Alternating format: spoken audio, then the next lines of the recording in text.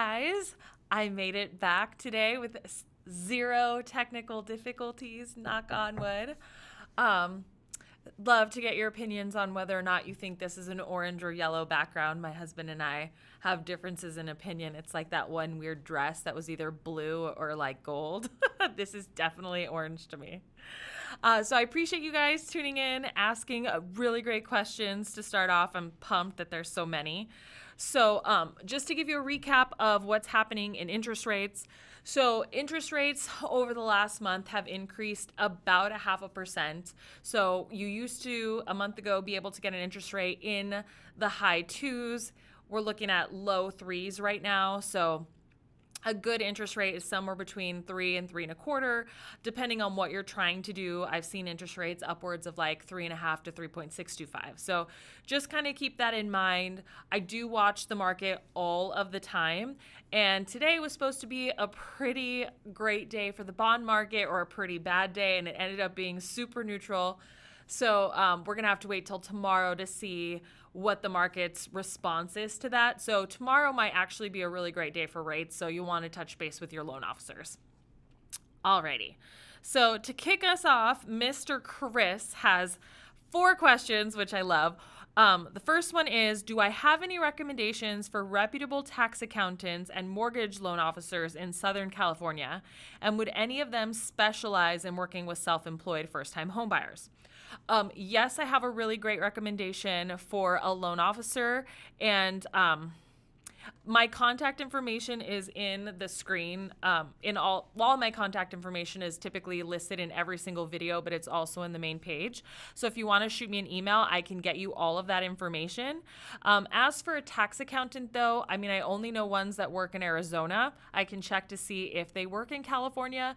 But one big tip that I'm going to give you is that you really need to work with them and your loan officer to make sure that as somebody who is self-employed, that you're not writing off so much income that you won't be able to qualify. There are certain things like depreciation, mileage, business use of home, any amortization that can be added back into the overall figure. So you really want to work with somebody that knows what you want to qualify for, and then isn't just going to get you every single deduction and prevent you from being a homeowner. So you cannot qualify without paying taxes is essentially what I'm saying. Okay, number 2, could I go more into depth on the principal reduction payment and maybe math? So here's the deal. So amortization is a really tricky algorithm, and I am actually going to run through a couple of different scenarios in my video next week on how to pay your mortgage off quickly. So tune in for that one. It's too complicated to be able to give this to you, but I should have like a good amortization schedule on my website, like I would say by the end of the month. All right, and then let's see. Last week, I pitched a scenario of assuming a grandmother's mortgage, $300K. You mentioned a seller carryback was an option, but not ideal. What is and how would that affect the current mortgage? So if I don't know if it's a true assumption or not. So an assumption means that they transfer the loan from her name into your name. Depending on what her interest rate is and what her terms are, that's mainly what I was talking about in assuming. So like if she got a refinance last year and it was an FHA loan, chances are you're going to get really great terms. That's an assumable type of loan. If she's a qualified veteran and you're a qualified veteran, you can assume that type of loan, but other types of loans really aren't assumable. So what most people mean is that they're just going to take over mortgage payments for the person that's on the loan, and sometimes, I mean, just the biggest thing is you just want to be really protected. So when in that scenario, you want to make sure that you are on title to the property so that you have ownership of it. But in doing so, sometimes that complicates things with the original lender and they can ask you to refinance the property. So that's what makes all of this a little bit tricky and not the most ideal situation. So lots of people do seller carrybacks. For the most part, so long as you make your payments on time, you shouldn't really have a problem. But I do want to tell you like all of the worst case scenarios because it wouldn't be responsible if I didn't.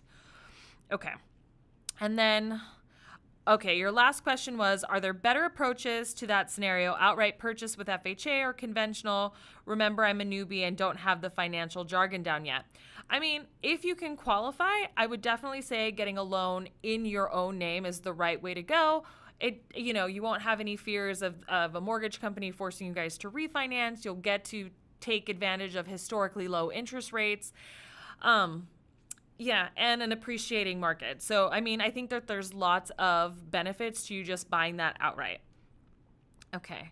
And also, if it's a family member and she's willing to gift you equity, it's a really great scenario to help you with minimal cash down. All right, let's see here. Amanda Strain. Hi, Lizzie. I got an email from the title company today with a title insurance commitment. What exactly is this? So title insurance basically ensures that you will be the owner of the property and that the mortgage company is going to be in first position on any debt that has to be paid off when the property is sold or refinanced. They basically guarantee that they've checked anybody who could have a claim in ownership to your property, and then they insure it for that. So like, let's say if somebody comes and they say, hey, you missed this deed, I was never paid off. The title insurance is there to pay that off to protect your position and your ownership in the property. Super important to read it because you can find out things like tax liens that the seller may have that weren't disclosed. You can find out about solar issues. We just had one last week where a solar panel was not disclosed.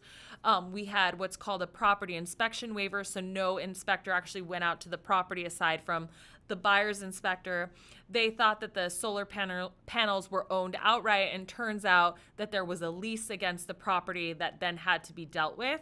So that's an issue that can come up. So it's super important that you read it. Typically, your loan officer will read it. The mortgage company cares a lot about it, and so does your agent. The other thing that title does is it actually secures the way that you take ownership of the property. Super, super important, guys, if you are buying with another person, that you take property with right of survivorship, unless you want it to be like where if you died, your family, you want them to have rights to your percentage of ownership. So super important that you go over that with the title company. All right. Sorry, that was like a lot on title, but I feel like it's just so neglected. Okay. Kishley.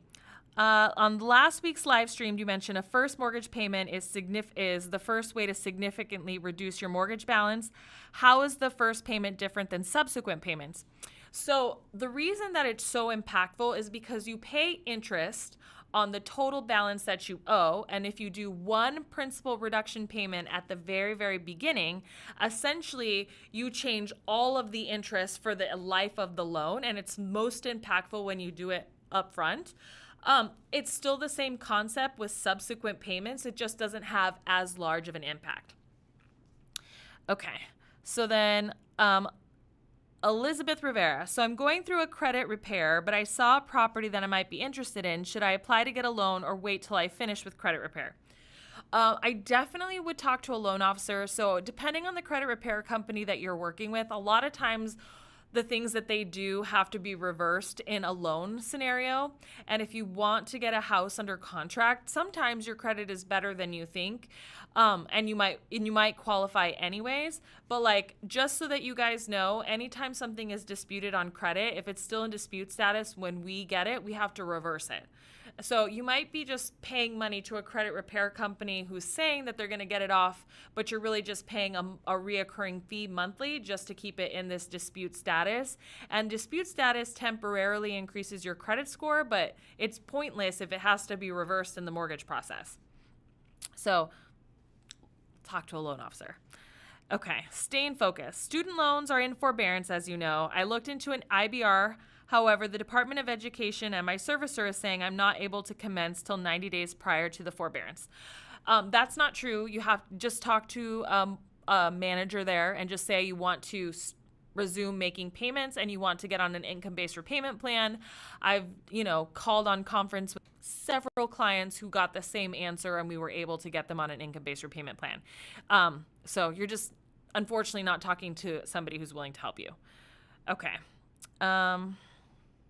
Okay, so would IBR, so you want to get on IBR to reverse to reduce your, oh wait, so if you're trying to do this to reduce your DTI for a VA home loan, VA is actually one of the only loan programs that allows you to not count student loans so long as your deferment period is 12 months after your note date. So it has to be 12 months after you close on your home. So let's say you close on your home in March, like it has to go from April of 2021 to April 2022. So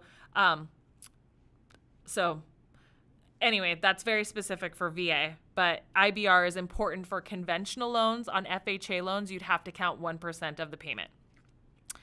All right, so Duke Kaboom. Should I try to buy or wait? Do you see the market getting to some normalcy by the end of the year with the whole ridiculous prices? You know, I've done a lot of research on this, and I mean, my honest opinion is that it's going to be a seller's market for the foreseeable future, and there's a couple of reasons why. One, we have increased demand, and it's like double the demand that we would normally have at this time of year, and we have less supply than we've ever had.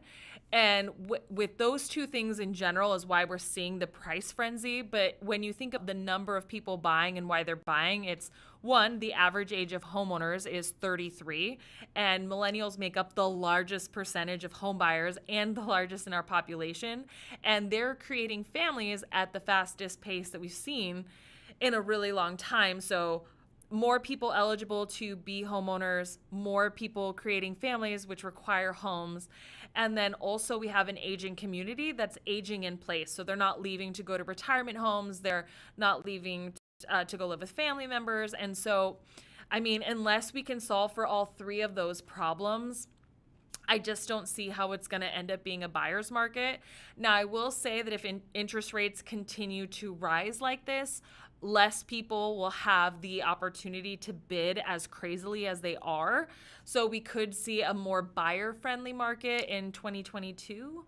But I mean, I think for the foreseeable future, it's like hardcore buyers or sellers market. Okay, so Kimberly asks, what am I recommending to clients about offering over appraised value to get the home? So in this case, I really try to explain to people that if your idea is to buy a house and to sell it within 3 years, it could be risky just because we don't have all of the answers to a bunch of variables, and markets do correct. And so if you look at everything historically, right, I mean, real estate really makes a lot of sense, like, 10 plus years, right? After 20 years, it typically doubles in value. So if you're going to pay over appraised value or over asking price, essentially you have to know how much the average appreciation is annually. Now, you're going to get salespeople that are going to try to be like, oh, this property appreciated 10% last month. Well, that's unrealistic. 10% month over month is not sustainable, nor is it going to continue, right? People wouldn't be able to afford a home if that's how much homes increased every month. So you want to look at annual appreciation, and then you want to do it an average based on the last 10 years. And then based on that information, right, figure out how long it would take you to break even. Most people are going to break even somewhere between 1 year and 3 years, depending on how much they decide to pay over. But if your plan is to live in a property for 10 years, you're going to do more than fine. If your plan is to stay there 5 years or less, I would definitely be way more conservative in what you're willing to go above and beyond. Okay, so I hope that answered the question. Mr. Chris, orange. Yeah, that's what I thought. Skylar, yellow, huh? Hey, Isaac, nice to see you on the live. Let's see. Okay, Jesus. Hi, Liz. First-time homebuyer with a 793 FICO score. By the way, that's excellent. We were told by the lender we don't qualify for 3% down conventional because we make over $66,000 in Palmdale area. Lender is asking for 5%. Is this true? I don't personally know of any income restrictions for a specific area, but I think what they're trying to do is qualify you for a Home Ready product. And Home Ready does have an income restriction, but there is a conventional, both Fannie and Freddie, that is just 3% down if you're a first-time home buyer. So I would maybe get a second opinion on that, just so you know. All right, so Caroline Marshall asks, is Their truth in trying to buy the ugliest house on the street on the nicest street. Yes, there is. So essentially in an appraisal, what they do is they take like properties within a 1 mile radius.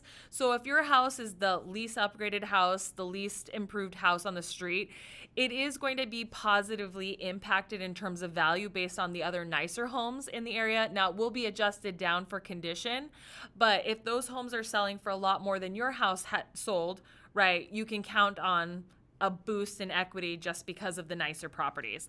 Now, that being said, the reverse is opposite. If you buy the nicest house on the street, you're judged by the other houses that are selling.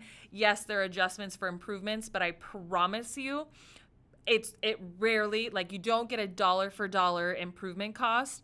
And if the other homes that are like your property, same square footage, same bedroom counts, are selling for way under what yours is, chances are your house won't appraise. All right, so let's see. How do I feel, this is from Christian O, using down payment assistance in this market? Also, how long do I need to be at a job to qualify for a mortgage? Okay, so down payment assistance, I've never been a fan. Now, I do see its purpose in that certain people just don't make enough to save money for a down payment, and it's their only pathway to home ownership. Right? In that scenario, absolutely do what you got to do. But if you have other means for a down payment, I would utilize it because one, like today, I ran this scenario for a client. The down payment assistance program is in the 4%. He can get literally a 3% interest rate on his type of program. The difference in monthly payment was over $200 a month, not to mention additional costs and fees. And eventually he's going to want to refinance that loan. And by the time he's eligible to refinance, who knows if interest rates are going to be historically low like this, right? And so that might just end up costing him $200 for 30 years, depending on how long he owns that property. So, that's what I personally think. I just don't think the math is in favor for people who have down payments and have monthly payments. But if it's your only option, do it. I will say that down payment assistance offers, though, are not as competitive as people who are able to, put larger down payments, go conventional. It gives the seller a lot more security in their strength of buyer. So just kind of keep that in mind. Yay, Mr. Chris. I'm so glad you're going to be in touch. Oh, Daniel, you're so nice. Thank you very much for the 5 stars. No, I'm not Cuban. So fun fact, I'm from Nogales, Arizona. My dad's from Hermosillo, and I am Mexican. Yeah. So fun fact about Lizy. Oh, and then Christian, I forgot to answer your second question. So you need a 2-year working history, but you technically only need to be on your job enough time to prove stability. So let's say it's like a salary job or a guaranteed 40 hours, right? We can use an employment letter to qualify you. So technically a month or less. But if you're in a commission position or anything that requires bonus or tip income, we may say 6 months, and we'll also say 6 months if you're changing industries. Okay. All right. Ooh, sorry guys, I scrolled too far. Okay, so Gonzalo asked why unemployment impacts so negatively when you're trying to buy a house. We all know receiving unemployment is actually more when not working. That's because we have to show a continuance of income. And obviously unemployment rates right now are higher than they've ever been. We don't know if that's going to continue. And the thing is that it's just not stable for a lender, right? And so you have to be able to show 3 years of guaranteed continuous payments from the day that you sign your note. And yeah, it's just not stable enough for... Now, I will say that if you're in an industry, though, that you work for a union and there's months of time when you are unemployed but collect unemployment and it's typical for your line of work, we can actually use that in for the average of income. All right, so Jose Negrete. My suegro wants to refinance, but he wants to talk to somebody in Spanish. Oh, yeah, I speak Spanish and almost all of my team speak Spanish. So we would love to help them. Okay. Skylar, my cousin is newly married and he and his wife want to buy a home. What puts them in the best position to qualify in a year? keep renting, build credit, or move in with family to save money. So in most cases, if you have really great credit, I would say move in with family because we don't need your rental history to qualify you for a home loan, and having more assets would probably benefit you.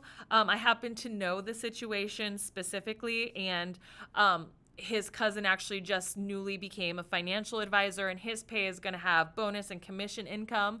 And so we'll at least need to see, 2 years of that type of income, because his previous employment history had nothing to do with sales, had nothing to do with commission earnings. And so we'll at least want to see 2 years in that type of work. Alrighty. So, Diro says, new construction home and builder is pushing for us to use their lender for us to get $6,000 in closing costs from them. Our current lender has matched. Is there a reason using the builder's lender would be better for them? Builders want to be in control of the process, and I will say that not every single lender is made equally. And so sometimes, builder ends up having costly delays because loans don't close on time. But I also will say that a lot of loan officers that are just starting out in their careers that maybe aren't as knowledgeable work for lenders like builder lenders. And so oftentimes they won't put you into the right type of programs, and they don't have a relationship with your real estate agent. They're not going to be on your side. They work for the seller.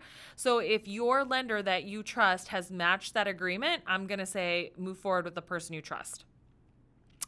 Alrighty, so let's see. Oh, good. Thanks, Mr. Chris. I'm looking forward to making that video. I'm glad you guys like the hair. It's different, I felt like my bun was getting a little old. Okay, but thank you. Alrighty, so Jay-Z says, "Hi Lizzie, my parents' house is valued at $350. They owe $155,000. They refinanced a few months ago but didn't take any money out of it. What do you think of a reverse mortgage?" Well, I think reverse mortgages make sense, but the unfortunate part is that they just refinanced their property. What I would recommend is that they talk to a financial planner, because based on their age is really what you want to think about, and how long it'll take for them to use up their equity. So sometimes people in a reverse mortgage situation just forego mortgage payment. Sometimes they get income back. And so they really want to talk to a financial planner so that they can figure out how best to strategize this. They definitely have enough equity to do it. And you'll also want to talk to a loan officer because there is a loan to value restriction on that. I don't personally do reverse mortgages. But you'll want to get all of the variables and then talk to a financial planner. Okay, so Devin Cahill said, should we watch the US 10 Treasury to gauge where rates are going? So the 10-year Treasury bond it typically trades in parallel to what mortgage-backed securities do. But like today, like the auction had no impact on mortgage-backed securities at all. And so basically it was kind of like I waited all day waiting for something big to happen based on the Treasury auction and then nothing. So just know it's a good indicator to watch, but it is not 100%. All right. So Staying Focused says, Liz, it's like watching a movie with subtitles. Your stream is delayed. Voice is going ahead of your speaking, just FYI to assist. Okay. Did you catch that one? Okay. Frank Solar. Lizzie, thank you for your help. I have a late payment from March of 2017. Do you think that's going to affect me getting a good interest rate? Typically, late payments only impact your credit significantly within the first 2 years that you were late. You're going on 4 years now, and so long as you have on-time payment history and this was your only late payment, it really honestly shouldn't have an impact. If you are concerned about the type of interest rate you'll get, what you can always do is ask your lender. Most of us have this where we can input in credit scenarios based on paying down balances or closing accounts or paying off collections, and see like what you can do to maximize your score so that you can get the best terms. All right, let's see. Ricky Grand, does one extra mortgage payment per year reduce the principal by 7 years? So that's the old calculation average. I haven't done an amortization schedule to test that out in a while, but that's what they say. So basically, one extra mortgage payment or like paying your mortgage biweekly, which results in exactly one extra mortgage payment, will knock off 7 years. Okay. So let's see. Lizy, how does USDA underwriting work and how long does it take? So I have not done a USDA loan in a really long time, but essentially it's very similar to FHA financing. There's a minimum credit score requirement, which I believe is 640. There's a very conservative debt to income ratio requirement unless you get a GUS approval, which is their version of automated underwriting. Once the file is underwritten, then sometimes it has to go to the actual USDA office to get approved, and that can add some time to your loan. So you'll have to talk to the loan company to find out whether or not they're delegated or guaranteed, or if they have to send the files directly to USDA. So, I mean, I would give yourself at least 45 days on something like that, but you'll want to talk to your loan officer. Okay. Lizy, this is from It's Daniel. What is the minimum credit score to get a first loan? So technically the minimum credit score is 500 if you have a large down payment with FHA. I don't know any lenders that are currently doing that. So the lowest I have seen is 580. That's what our company does, but technically it's 500. All right. And that's on FHA financing. All right, and then we have Damian Shipley. It says, Lizy, I locked in on a new build at $334,000 price, and while it's being built, based on the base price has gone up by $59,000. That is awesome for you, unless they raised your price, which I'm hoping they didn't do. With putting 5% down on a conventional loan, will I be able to eliminate the PMI this year? So your loan terms are based on your specific purchase price, but after you've made 6 payments on your mortgage, you can look into refinancing your property and then taking off the mortgage insurance. Otherwise, you'll have to wait 2 years after making consecutive on-time mortgage payments if you have a conventional loan, and then you can apply for them to remove the mortgage insurance based on an appraisal, so long as it has 25% equity or more. So those are your options. Okay. And then, sorry guys, I overscrolled. Okay, so this one is David12. Waiting to lock in our rate, closing by March 15th. What should we look for? Okay, so you should be locked in already. So I will tell you that, because a couple of super important things. You need to have gotten your CD. And I'm pretty positive. Hold on. Can you tell me, is the 15th Monday or Tuesday? You got to get that locked in to tomorrow, right? Because what happens is you have to get a locked LE, right, which is a disclosure that says that your loan is locked. Then they can send out your closing disclosure the very next day. And then you have to wait 3 days after that to be able to sign your loan documents. So if you get locked in tomorrow, that's Thursday. Friday is day 1 on your CD if you sign it. So Friday, Saturday, you can sign your loan docs on Monday. So it sounds like to me you're not making your close of escrow, and you should definitely talk to your loan officer about that. Sorry to tell you that. All right. So next question is from Andy Beagle. He's a loan officer out of Ohio. So excited you're tuning into this live.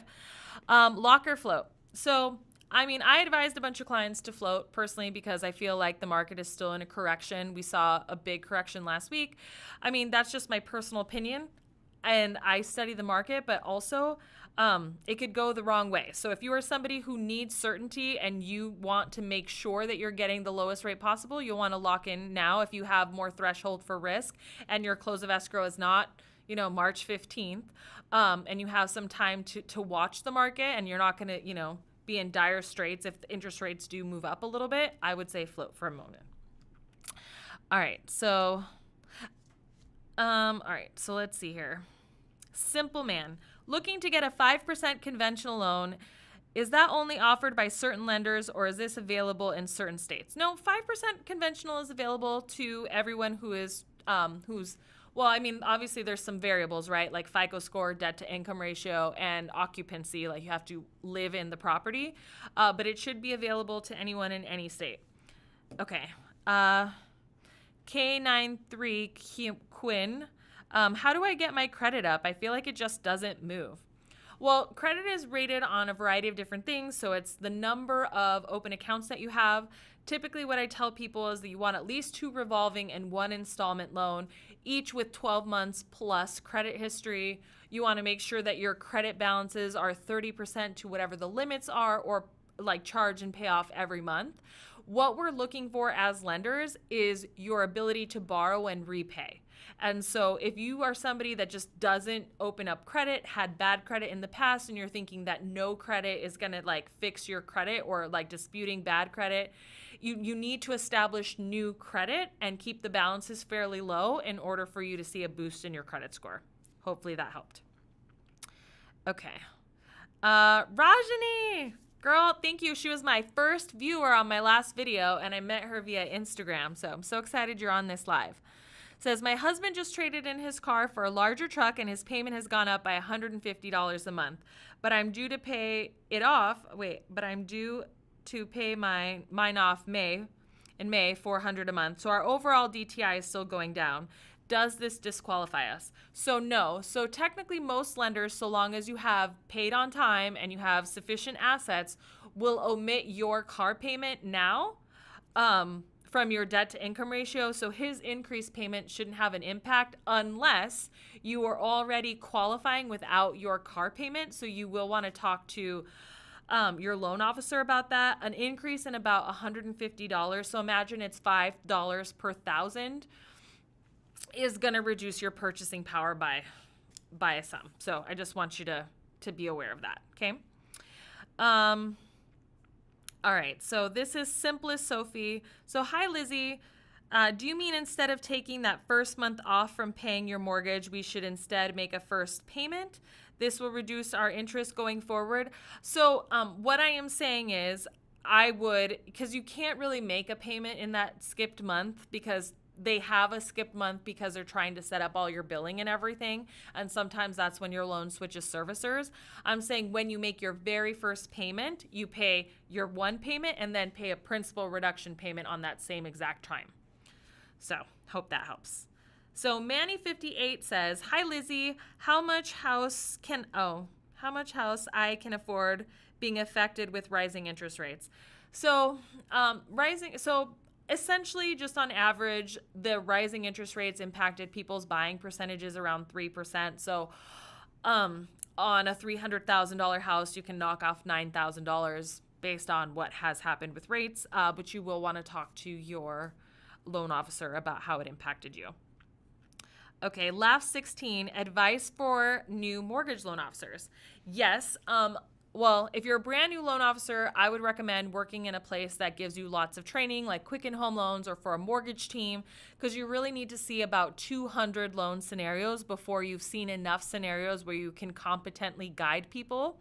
When I started as a processor, so I was already really familiar with loan guidelines. But another thing that you can do is purchase the MRI guides online and then just take a section and read it every night and try to interpret so that you get more familiar with all the if this, then that's. There's like 400 mortgage guidelines, guys, that we have to memorize and know at the top of a hat when you call us and ask us questions. So I hope that helps.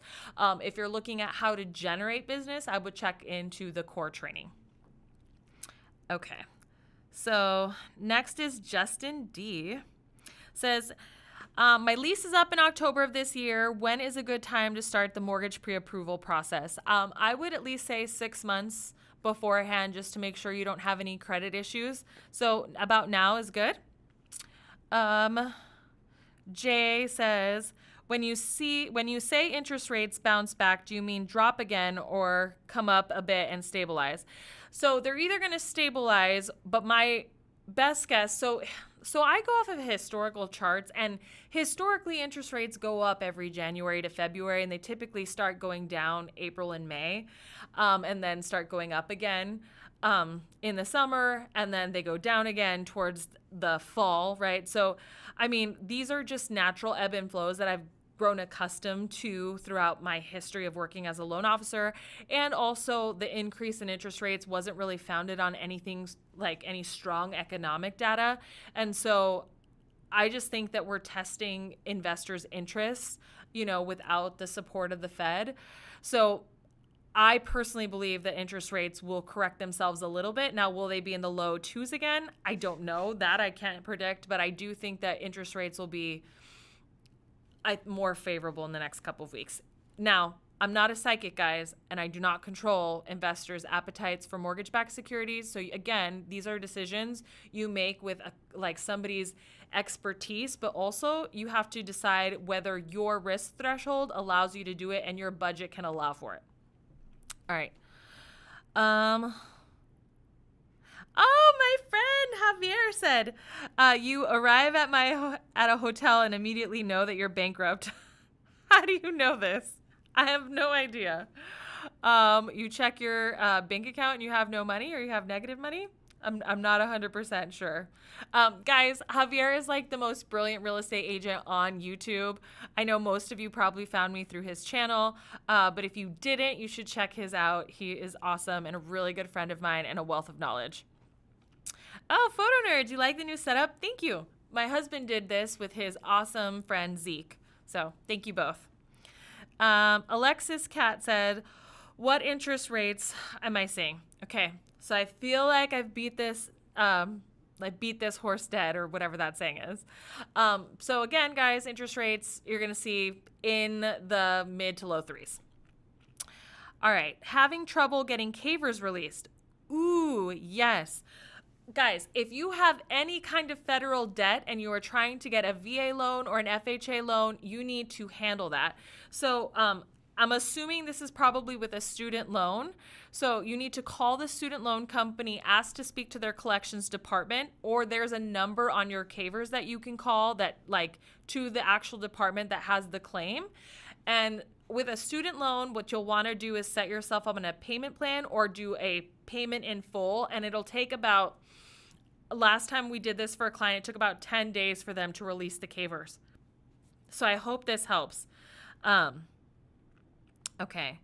Yay, Orlando, I'm so glad you're catching the live stream. All right. So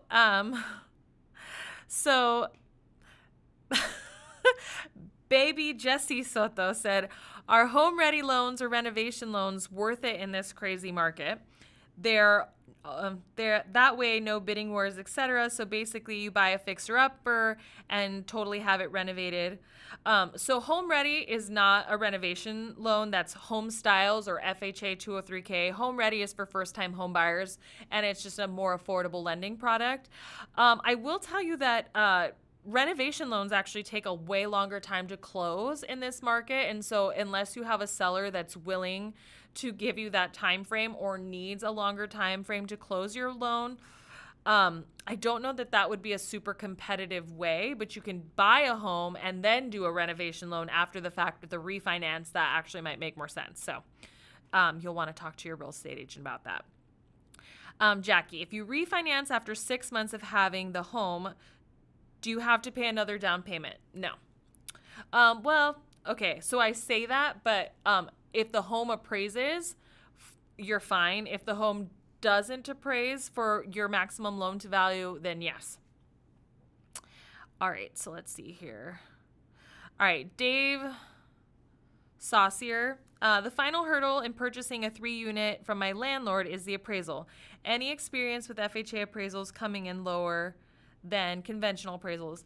I think they're pretty similar.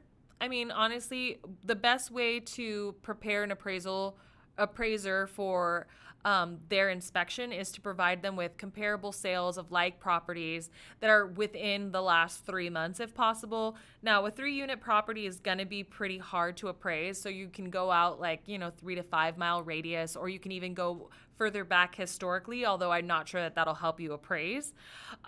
Whenever your property is unique, that does add an extra layer of risk when it comes to value. So I would definitely get with your landlord if they're the one selling you the property, and if they're not working with a realtor, they need to be super prepared with how they priced out the property to sell to you. Thanks, Elaine. I like my new haircut too. Thanks. Connor Gibson. Hey, Liz. What do you think about interest rate I could expect with a 90% LTV bank statement loan in the market right now? So far, I've seen 7% with great credit. Yeah, that's probably the going rate right now. I don't do a lot of bank statement loans, but anytime you're not verifying your income and you're adding more risk to your loan, you can expect to pay higher interest. All right. Aw, thanks, honey. I appreciate you, Jay-Z. Can I just tell you how much it means to me that you guys are so supportive? My last live, I was so nervous, and then I quit, and I was like, well, I guess every bad scenario happened to me on this live, so next time should be better. So I just appreciate how nice you guys are to me on these things. So thank you. All right, so then Jennifer Isabel says, hey, Lizzie, how do you determine whether a property is worth keeping to rent out or selling it and moving on? So essentially for me, it's just based on cash flow. If I'm not going to cash flow enough and I don't have the down payment savings to be able to purchase the house that I want, I probably would sell. Now, in this market, you want to get a couple of different rental comparisons from different agents, because some will give you like a really high price number and others will give you too low of a value. So you really want to get multiple comparisons before you make that decision. But if you have your own down payment and the mortgage is low enough and it cash flows, so you're not having to pay any money. So, and what I mean by cash flow is that 75% of whatever your net would be for rent is more than your mortgage payment, right? Because you want to have expenses for maintenance, etc., right? Then I would say rent the property. All right, so let's see here. Lizzie, this is from Frank. Do you have a company that you use with your claims? No, honestly, I think credit repair companies are crap. I most of the time just see them charge people a monthly expense, and it takes people forever to get things removed off of their credit. And then most of the time we end up having to reverse everything that they've done. So honestly, I don't like them. There's way more simple ways of fixing your credit, contacting your creditor, dispute or settling for a deletion letter, opening up new credit, making sure that your balances are low. There's way more effective ways for you to repair your credit. And oftentimes, guys, if your credit is totally trash, let's say you had a horrific thing happen, everything is late, file for bankruptcy. I know that it sucks to say that, and yes, it'll prevent you from being able to be a homeowner, but at least you get a fresh, clean slate to start over with, and all of your terms after the fact will be so much better. So, that's my 2 cents on that. Okay. Let's see here. There hasn't been a correction since 2008. Aren't we way past due? So here's the deal. So yes and no. Right? So part of the reason that the correction was so terrible back in 2008 is because the demand for properties was inflated with investors. So people that had no intention of occupying the property, and then once the going got tough, they bailed. And then as so many people saw people bailing, then they bailed, and it ended up being like this domino effect of people just dumping their properties. What we're seeing today legitimately is a demand for housing for people that plan on occupying the homes. So the majority of people that are purchasing homes today are occupying them. And we have so many factors that also make it tougher on supply, like increasing population for people that are ready to buy homes, increasing family sizes. I mean, quite frankly, there is zero incentive for people to sell their homes right now, even if they're distressed, because they don't have to pay their mortgage payment until the end of 2020. And I just don't see anything that's going to shift supply a dramatic amount. Unless there's a zombie apocalypse and, our aging community is gone. I just don't see where we're going to find the inventory, truthfully. All right, so there was that. What % of the purchase price should an additional payment towards the principal be? Just one additional mortgage payment at the very first payment has a big impact. I mean, if you really want to pay your house off quickly, you can do what we're doing. I apply 20% of my net take-home income to the balance of my mortgage. So if that's doable for you, it's a quick way to pay your mortgage off. We'll pay our 30-year fixed mortgage off in 8 years. All right, So Marshall D says, it seems like I could sell my house for way more than it's worth. It reminds me of the last time when everybody ended up upside down on their loans. Won't that happen again? Here's the thing, guys. There is absolutely going to be a correction. I just don't know what's going to create the additional supply. I do know that it's unrealistic for housing prices to continue to increase at the rate that they're increasing. Eventually, people won't be able to afford them, and that might impact supply. Interest rates increasing will impact supply. But is it going to impact supply enough to cause a housing crash? And that's the question that no one's been able to answer for me. Like, people put up these gigantic numbers of the number of people that are in delinquency, but you guys, you have to know that the government said you don't have to pay your mortgage. I can't even tell you how many times I have talked to somebody, almost every single time I've talked to somebody who was on a forbearance because it was an option for them with no penalty. Right? And so I don't even know that any of those numbers are correct. And if those numbers were correct, right, there is so much pent up demand. There's so many people that needs houses right now. I think it's going to get sucked into this. So no, I do know that every market has a correction. I don't see how it's possible within this year or next year. Okay. So okay. Oh, Javier's question was supposed to be a riddle. He should know by now that I am too slow for that kind of thing. So there is that. Rogelio says the background looks yellow this time. Uh-oh. Okay, this is more of a debate than I thought. All right, so Andy A says, Lizzie, do I think interest rates are going to stay between 3 and 4s for the majority of the year? I think they're going to be in the 3% for the majority of the year. Just closed on Monday. Thank you for your advice. Woohoo! Congratulations, Mav. Julian says, what advice would you have for a notary signing agents?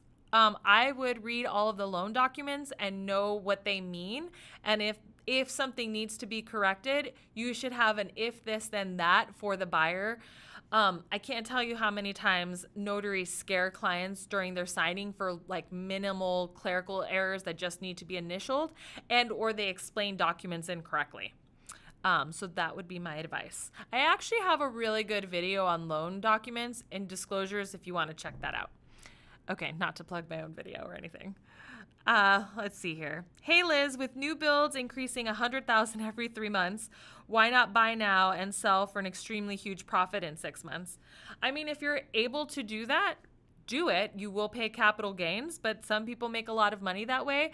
I think that if your plan is to do that, like get rich quick based on real estate, I think that there's a good likelihood that you will get burned at some point in time.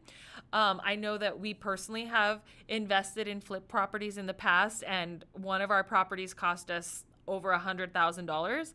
So you just want to be really prepared if you're going to do that. If you already own a home and you want to buy a second home and rent out your first home, what would count as income to qualify for the new home, and how much percentage down payment would you need for the new home? So it depends on the type of financing you're going to do, but typically your minimum down is going to be 5% if you already own a new home. And if you're going to rent out the property without previous rental history, the most you can do is offset the payment. Most lenders will not allow you to use the full amount of the rental payment to help you qualify for your new property. Francisco says, I agree. I got scammed by a credit repair company. I'm so sorry to hear that. That sucks. Andy says, Lizzie, I should create a super chat feature to get paid for my advice. Oh, you're so nice. Thanks. Matt, the mortgage guy. The yellow background is and fancy mic is a dope setup. Oh, hey, Matt, the mortgage guy. I totally appreciate that. I will give my husband all of the props on that, and our awesome friend Zeke. So thank you guys. As a new teacher, what would you suggest a specific program? So I would suggest Home Ready as a really great program, typically because you'll be under the income threshold and you'll get the best type of mortgage insurance and a discounted rate. There are a lot of down payment assistance programs that do give teachers and first responders additional assistance towards buying their home.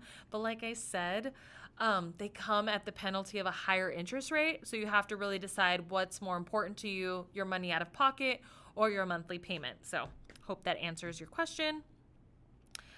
Amanda Strain says, if I can please link, I'll put it in the comments after the video ends, what that link is, okay? Orlando says, we are under contract as of today. Concession money did it for us, even though we weren't the highest offer. Hey, that's so awesome. So are you saying that because you didn't ask for concessions or because you gave them a guarantee on money that they would get from you guys, that's what got your offer accepted? Because that might be great tips for everybody else on this. Jose said, should I pay off my collection accounts even though I already got a pre-approval?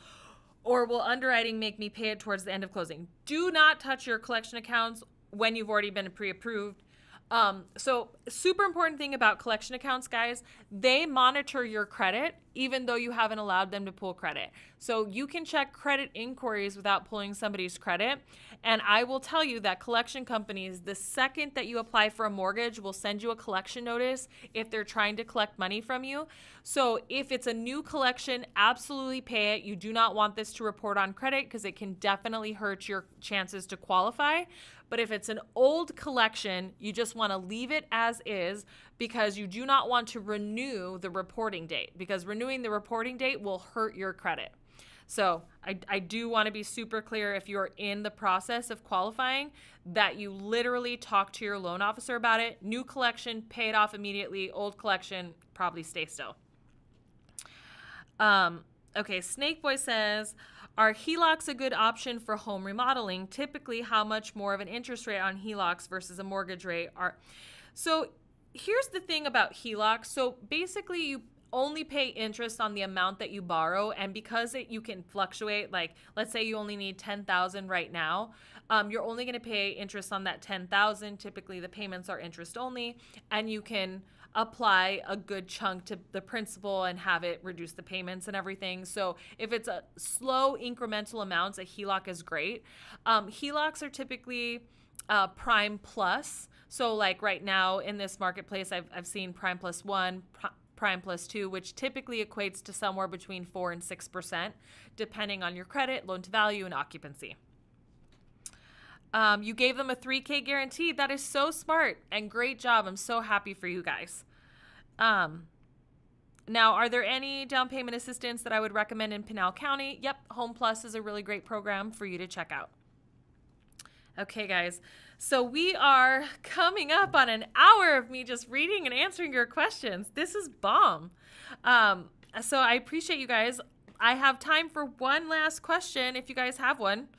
And if not, I just want to say thank you guys for, tuning in to this hour long of me answering questions. You guys rock.